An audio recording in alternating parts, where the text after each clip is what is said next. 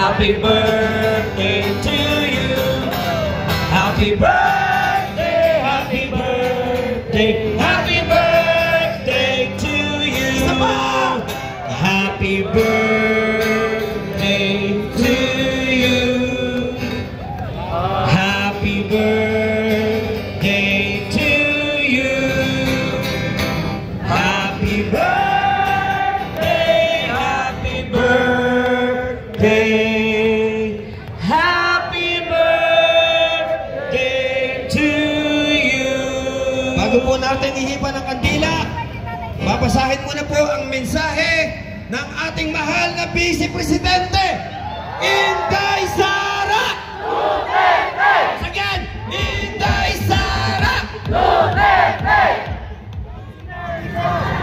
Duterte! Duterte!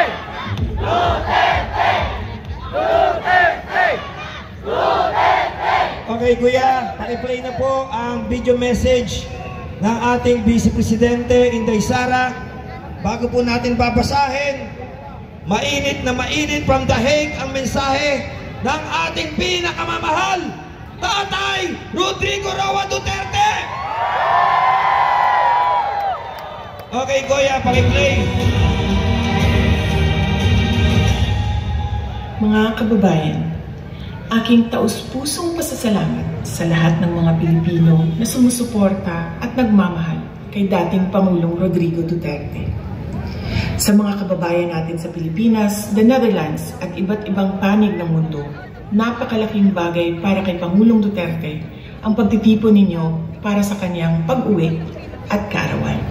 Maraming salamat at napapagaan nito ang mga hamon na hinaharap niya ngayon. Alam din ni Pangulong Duterte na haharapin niya ang ICC na kasama ang lahat ng mga Pilipino sa iba't ibang panig ng mundo, lalo na ang mga kababayan natin sa Pilipinas. Sa kanyang pagdiriwang ng kanyang 80th birthday, huwag nating kalimutan na ipagdasal sa Diyos na sana ay biyayaan pa siya ng mas magandang kalusugan at mas mahabang buhay.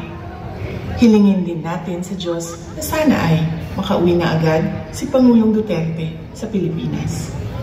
Ang ating mga pagtitipon ay nagpapatunay ng lakas, tapang at paninindigan ng mga Pilipino. Sana ay magpatuloy din ang inyong suporta at pagmamahal sa ating dating Pangulo hanggang sa darating na halalan ng ating mga senador. Sa inyong kaisong suporta o pag-ampo, kami nagasandig o naghinaot na atong makabot ang hustisya alang kang Rodrigo Duterte sa mga Pilipino o sa atong nasod, Pilipinas. Syukran.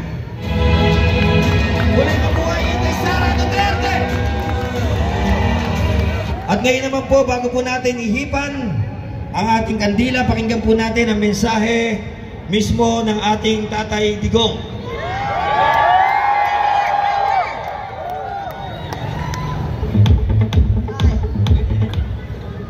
Ang babasahin ko po sa inyo ngayon ay binasa na po ni VP Sara po sa para kay Tatay Digong. Ito po ang thank you prayer po ng ating mahal na Tatay Digong itong araw ng kanyang birthday.